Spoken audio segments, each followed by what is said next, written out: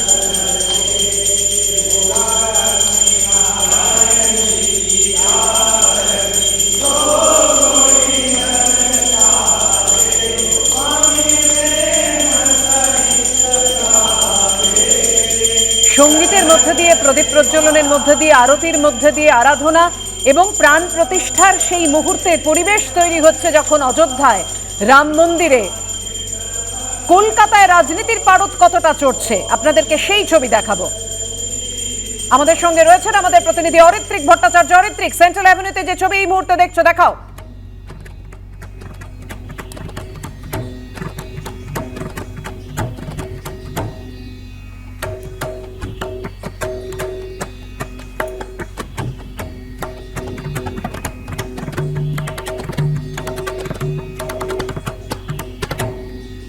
আর 15 মিনিটের বেশি সময় বাকি নেই, যখন সেই মহেন্দ্রক্ষণ, যখন সেই বিশেষ পুজো, যে পুজোর মধ্যে দিয়ে, যে আচার পদ্ধতির মধ্যে দিয়ে প্রাণ প্রতিষ্ঠা হবে, প্রাণ প্রতিষ্ঠা করবেন প্রধানমন্ত্রী নরেন্দ্র মোদী।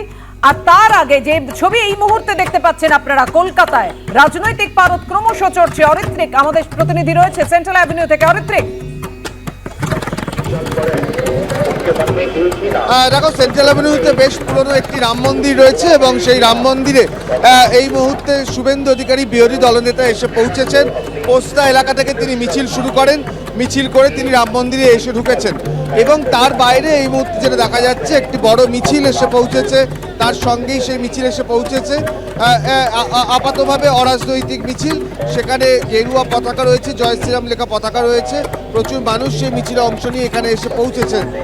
আজকে যে অযোধ্যার যে রাম মন্দিরে রামলালার প্রাণ প্রতিষ্ঠা এবং সেটাকে কেন্দ্র করে কলকাতায় উদযাপনের যে ছবিটা, সেটা আমরা দেখি এবং এটাই এই মুহূর্তে কলকাতায় একটি বড় মিছিল, যেটা পোস্তা থেকে শুরু করে রাম মন্দির অবধি এসে পৌঁছেছে।